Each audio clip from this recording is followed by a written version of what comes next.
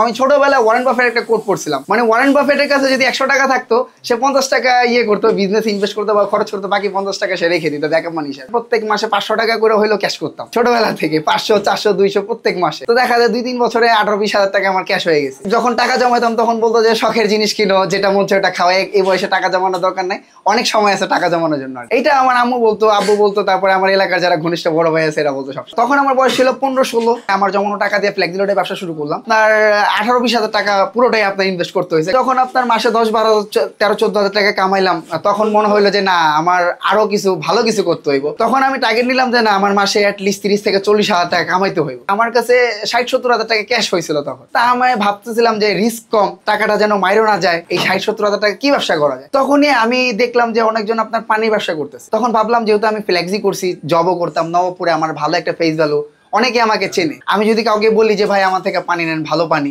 অবশ্যই আমার থেকে নিবে। তো এই সেই করে আপনার পানি ব্যবসা শুরু করে দিলাম। ওই পানিটা আপনার টলিতে করে দোকানে দোকানে দিয়ে আসতাম। প্ল্যান করছিলাম যদি 6-7 মাসের মধ্যে যদি আমার ইনকাম পার মান্থ 20-25 হাজার না যায়, সেই ক্ষেত্রে আমি ব্যবসাটা ছেড়ে দিব। 2-4 জন যখন দেখলো আমার সার্ভিস ভালো, আরো 2-4 জন পানি নেওয়া শুরু করলো। এভাবে করে আমার কাস্টমার বেড়ে গেল। তো 6-7 মাসের মধ্যে 20-25 হাজার টাকা না, আল্লাহর মধ্যে প্রতি মাসে 35-40 হাজার টাকা কামাই বেড়ে গেল। তা আমার টার্গেটের থেকেও বেশি হয়ে গেল। তখন আমি ডিসাইড করলাম যে যাই বলুক না কেন, আমি পানির ব্যবসাটা আসলে করবো। 17 সাল থেকে 19 সাল পর্যন্ত করলাম, 2 বছর একচিটিয়া ব্যবসা করলাম। প্রচুর পরিশ্রম, আলহামদুলিল্লাহ। মান্থলি ওই সময় ইনকামও ভালো ছিল, মান্থলি আসলে আপনার 80 থেকে 1 লাখ টাকা ইনকাম করতাম ওই সময়। তো আমি একদিন হঠাৎ পানি দিতে দিতে হঠাৎ আপনার কোমরের মধ্যে খুব ব্যথা অনুভব করলাম রাস্তায় পানি দিতে দিতে। আমার সাথে টলি গাড়ি ছিল, তো হঠাৎ আমি মাটিতে পড়ে গেলাম। আমার এক বড় ভাই ছিল না, উনি আমাকে ধরে নিয়ে বসাইলো দোকানে, বললো কি হয়েছে। আমি হঠাৎ আমার কোমরে ব্যাকে টান খাইছে, তো আমি দাঁড়াইতে পারতাছি না ভাই, খুব খারাপ লাগতেছে। তো পরে ডাক্তার দেখাইলাম, ডাক্তার দেখানোর পরে আমাকে বললো যে আমার কোমরের রগে আর কি টান খাইছে আর কি। বললো যে তুমি কি করো। আমি বললাম যে আমি আসলে পানি ব্যবসা করি, তো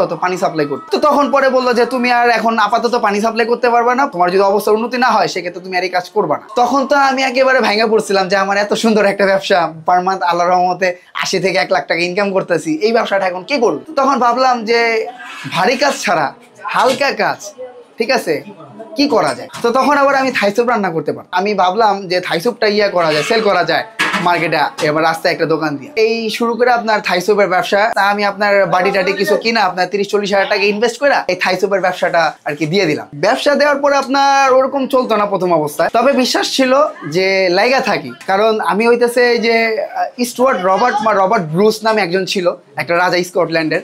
ওনার একটা গল্প পড়ছিলাম যে উনি যুদ্ধে বারবার ফেল হইতেছিল, 6 বার তিনি পরাজিত হয়েছে। তো উনি যখন কুইট করবো, তখন উনি দেখতেছিল যে একটা মাকড়সা অনেকবার ফেল করার পরও মাকড়সাটা দেয়াল টপকে আর কি গেছে আর কি। এরকম একটা গল্প, আমি জানি না সত্য, তবে এটার যে মেইন কোডটা, গল্পের মেইন কোডটা আমার হয়ে গেছিল আর কি, বুঝতে পারছিলাম। হ্যাঁ, তখন উনি যেটা আর কি করলো যে ওই দিক থেকে দেখা ইন্সপায়ার হয়ে আবার ব্যাক করলো। হ্যাঁ, আবার সোলজার টোলজার জড়ো করে যুদ্ধ করলো এবং যুদ্ধে জয়লাভ হইলো। ওই গল্পটা পড়ছিলাম একেবারে ছোট থাকতে, ক্লাস 6-7-এ থাকতে। তো তখন ভাবতাম যে ইনশাল্লাহ, যেহেতু পানি ব্যবসা আমি দাঁড় করাইছি, আমার অভিজ্ঞতা আছে, এই ব্যবসা ইনশাল্লাহ দাঁড় করাইতে পারবো। তো আল্লাহর রহমতে 2-3 মাস করার পরে এই ব্যবসাটা আমার দাঁড়াই গেল। পার ডে আপনার দেখা গেল আপনার 4-5 হাজার টাকা আমি সেল করা শুরু করে দিলাম ওই সময়। হ্যাঁ, কাস্টমার থেকে একটা ভালো রেসপন্স পাওয়া শুরু করলাম। আমার ইচ্ছা আছে ইনশাল্লাহ আপনার ঢাকাতে প্রত্যেকটা মূল পয়েন্টে প্রত্যেকটা ফেমাস এলাকাতে খাবারের পয়েন্টে আলাসার ব্রাঞ্চ করা।